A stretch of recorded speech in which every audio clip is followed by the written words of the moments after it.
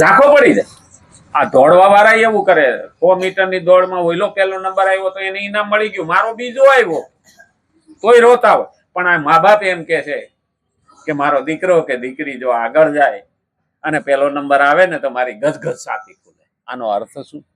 ગુરુ અને મા બાપ આ બે સ્થળ જ આવા. બાકી તો અજ્ઞાનીને જે ત્રુટી રહી ગઈ છે એને સિદ્ધિ કરે, એને ખબર નથી. જેમ આપણે આપણા બાળકની કોઈ ભૂલ થતી હોય અથવા હાથમાં કઈ લઈને જતું હોય, ઢોળાઈ જતું હોય, તો આપણે એની ત્રુટી છે, બેટા આમ ન કરાય, આમ રખાય, તો એ ત્રુટી દૂર થઈ જાય. હંમેશા ત્રુટી દૂર કરવી જોઈએ. એને સત્કર્મ કરવું છે, એને જ્ઞાન નથી એટલે કર્મ થતું નથી. આપણી ગુજરાતી ભાષામાં કહીએ ને તો વિચાર મારફત જ કર્મ થાય, વિચાર મારફત જ કર્મ થાય, અને કર્મ મારફત જ સંસ્કાર થાય, અને સંસ્કાર મારફત જ સ્વભાવ થાય. કારણ કે વિચાર ના આવે તો કઈ કામ ના થાય, અને જેવું કામ કરીએ એવા અંદર સંસ્કાર પડે, અને એ સંસ્કાર પ્રમાણે આપણું જીવન ઘડાય, અને એમાંથી જ ભાગ્ય બને ને આપણો સ્વભાવ બને. સ્વભાવ હવે કેવું કર્મ કરીએ છીએ એના ઉપર આધાર છે. આપણામાં કેવો વિચાર આવે એના ઉપર આધાર. સારો વિચાર આવે તો જીભેથી સારું નીકળે. તો આપણે ગામડામાં કહેવાય છે કે કુવામાં હોય એવું અવાડામાં આવે. હા, ડોળું હોય તો ડોળું આવે, અને સારું હોય તો સારું આવે. અને એટલે જ કીધું શુભ કર્મોને અજ્ઞાની પુરુષો હાલ કરી રહ્યા છે તેમને તેને વિશેષ રૂપે પ્રશંસા કરવી, અને તેમના એ ત્રુટિઓને દૂર કરીને સાંગોપાંગ વિધિથી કર્મ કરી શકે. એની ત્રુટિઓને દૂર કરો, પણ એને પ્રોત્સાહન આપો. હા, પ્રોત્સાહન આપો, કારણ કે એમાં આપણો સ્વાર્થ નથી. એ આગળ જશે તો એના આત્માનું કલ્યાણ થશે. એટલે એની ત્રુટિ તો દૂર કરવાની. પણ ના, બહુ સરસ કીધું. આપણે ઉત્સાહમાં હતા રતિભાઈ, અને મેં એને બોલવાનું કહ્યું ને, બાબુ ભૂલ થાય તો એટલે ઘરના જ છીએ, સુધાર લે હું, ત્રુટિ સુધાર લે હું, પણ અંદરથી ભાવ છે મારા પ્રભુને મારે મારી વાણી ચરણે ધરવી છે, તો હું સુધાર લે હું, તો એનામાં હિંમત આવે. એમ આપણું બાળક હાલતા શીખતું હોય ને, તે માં સામે બેઠી બેટા ડગી ડગી ડગી કરે, બાળક પડે ને તો પાછું ઊભું કરે, ડગી ડગી કરીને આમ આમ બોલાવે અને હાલતા શીખડાવે. નહીં તો આપણે 10 મહિના સુધી હાલતા નહોતા શીખાતા. કોકનો ઉપકાર છે આપણામાં. હા, ગાયનો વાસડો, હા, જન્મમાં ભેગું બે 4 પગે ઉભો થઈ જાય. આપણો વાસડો 10 મહિને ઉભો થાય. બોલો, એ પણ ધ્યાન રાખવું જોઈએ કે આપણે એના ઉપર ધ્યાન, એની ત્રુટિઓ દૂર કરવાની, અને આ ત્રુટિઓ દૂર થાય તો એનું આગળ જીવન કલ્યાણ થાય. અને એટલે જ કીધું છે જેથી તેઓ એક ત્રુટિઓને દૂર કરીને સાંગોપાંગ વિધિથી કર્મ કરી શકે. તેની સાથે જ જ્ઞાની પુરુષ તેમને એવો ઉપદેશ આપે કે યજ્ઞ, દાન, પૂજા, પાઠ વગેરે શુભ કર્મો કરવા એ તો બહુ જ સારું છે.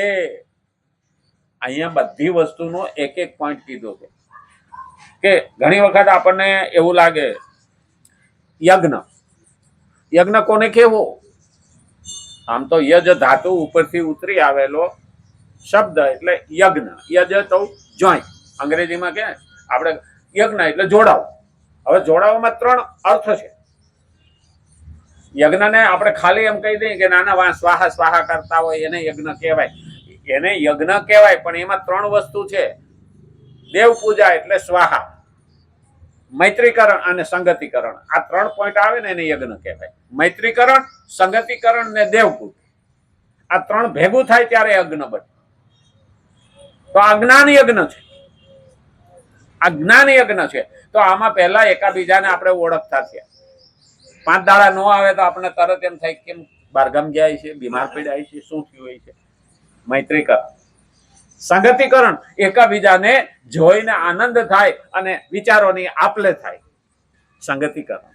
અને દેવ પૂજા એટલે માં ભગવત ગીતાને આપણે પગે લાગીએ. ત્રણેય થઈ ગયું કે ન થઈ ગયું? તો જે પેલા યજ્ઞ અગ્નિ કરીએ છીએ પ્રગટાવીને, એમાં સ્વાહા પણ જમીએ છીએ ને, સ્વધા બહુ મહત્વનું. આપણે જે જમીએ છીએ ને એ યજ્ઞ છે. આપણે જમીએ છીએ ને એ પણ યજ્ઞ છે. ભગવાને ગીતામાં કહી, ભગવદ ગીતામાં કહ્યું યજ્ઞ શિષ્ટા સિન સંતો મુચ્યંતે સર્વ કિલ વિષય ભુંજતે તે ત્વગમ પાપા પચન્યાત્મ કારણાત. હા, અને બીજો શબ્દ કીધો અહમ વૈશ્વાનરો ભૂત્વા પ્રાણીનાં દેહમાશ્રિત પ્રાણાપાન સમાયુક્ત પચામ્યન્નં ચતુર્વિધમ. એ 15મા અધ્યાયનો 14મો શ્લોક. હું અંદર બેઠો છું અગ્નિના રૂપમાં અને તું ભોજન આપે છે. એ 4 જાતના અનાજને આહુતિ ગણીને હું એને પાચન કરું. બહુ શબ્દ મહત્વના, પણ કોઈની ગીતા ખોલી નહીં ને આપણે એમાંથી કાઢ્યું નહીં.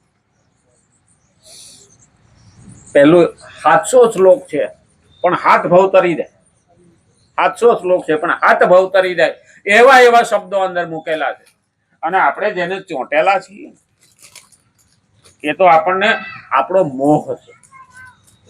ઘણાને એવું લાગે મારામાં બુદ્ધિ વધારે છે, ઓલામાં અક્કલ નહોતી એને છેતરી લાવ્યો. ભગવાન જોતો હોય બેઠા બેઠા છેતરી લાવ્યો છે ને એનું ડબલ ભરણ કરવું જ પડે. ભલે એ નથી જાણતો પણ બીજો ભગવાન તો જાણે છે. દરેકને કર્મના બદલા ચૂકવવા પડે. એ ભેગું થઈને આવે ને તઈ નડે. હા, અમારે આયુર્વેદમાં કીધેલું છે કે પાપનો ઘડો ભરાય ને તઈ ફૂટે અને વ્યસન ભેગું થાય ને તઈ નડે. નહીં ગણે કે અમે તો 30 વર્ષથી સિગારેટ પીતા હતા, કોઈ દી કેન્સર કેમ ન થયું? એટલે પણ બધું ભેગું થયું તઈ થાય ને. હા, બોલો ભાઈ ખાવા બેઠો તો તે ઘરવાળીએ 8 રોટલી દીધી ખાવા માટે, એક એક ઉતારતી જાય ને ખાતી જાય. એટલે 8મી રોટલી એને ખાઈ લીધી ને ત્યાં વોટ કરાવ્યો. ઉભો થઈને ઘરવાળે લાત મારી.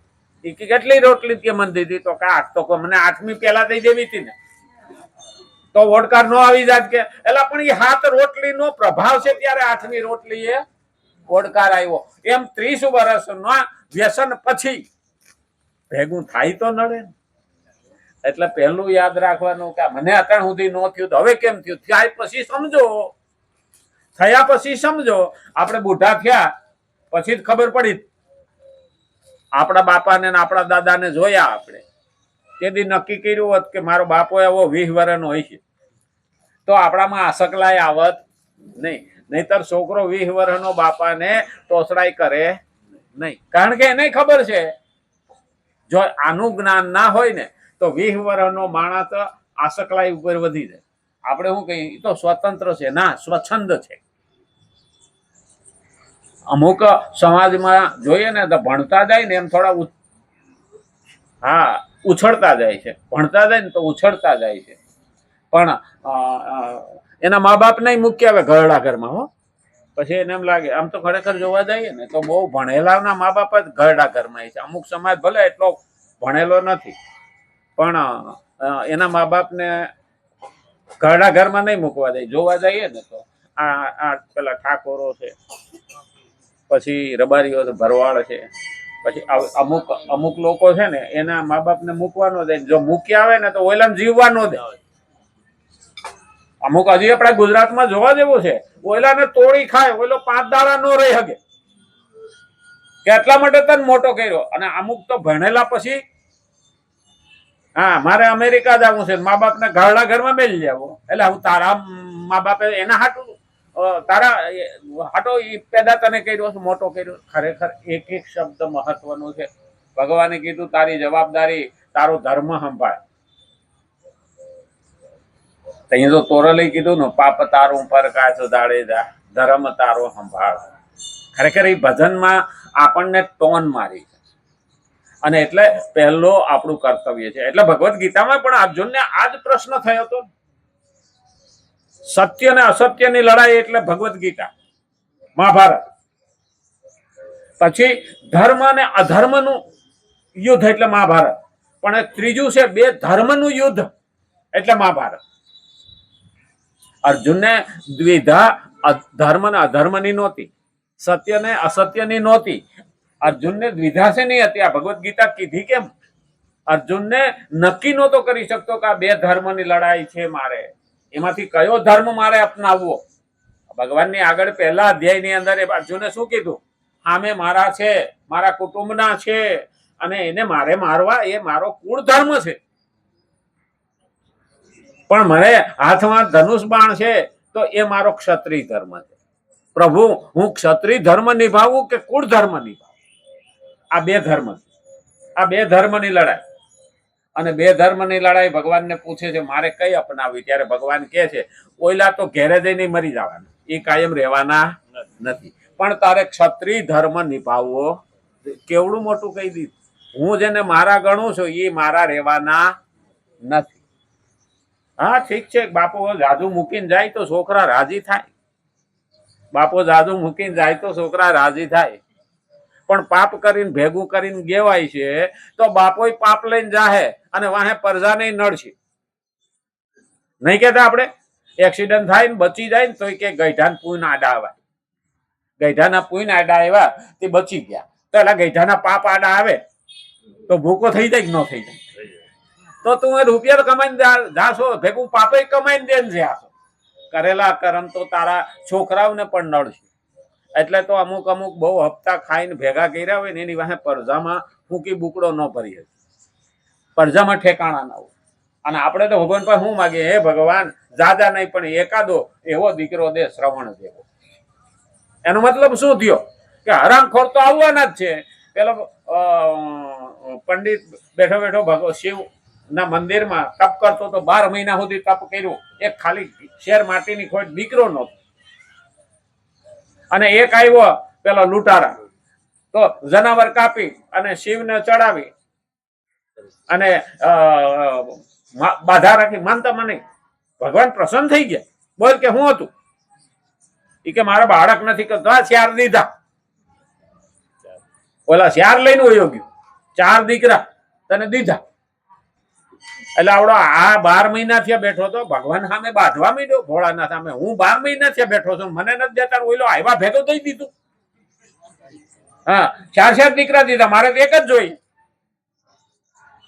ભોળાનાથે કીધું મંદિરની પાછળ પોદળો પડ્યો એ ઊંચો કરીને જો. હા, એને જોયું ને તો એમાં ઓલા કીડા હતા. એ કે એમાં તો ઢગલાબંધ કીડા છે, કે એમાંથી 4 દીધા. હવે એ કીડા શું કરવા? 4 ના સાલી હોય તો તારા માટે હું રાહ જોઉં છું. કોઈ ખારો જીવ આવે તો તારે ત્યાં મોકલું. એટલે ભગવાન આપણી પણ રાહ જોતા હોય કે મારો ભક્ત આવે તો હું કે ખારા ઘેરે મોકલું. એટલે આપણે આવ્યા છીએ ને એ કઈ ગયા જન્મના કર્મ હારા છે તો અહીંયા આવ્યા છે. નહીં તો 10 બાય 10 ની ઓયડીમાં 10 ટેટા લઈને ન પડ્યા હોય, માખી બળબડતી હોય, એવા સદા ભાગ ભોગવવા આવે. એટલે કરેલા કર્મના બદલા છે. અને એટલે જ કીધું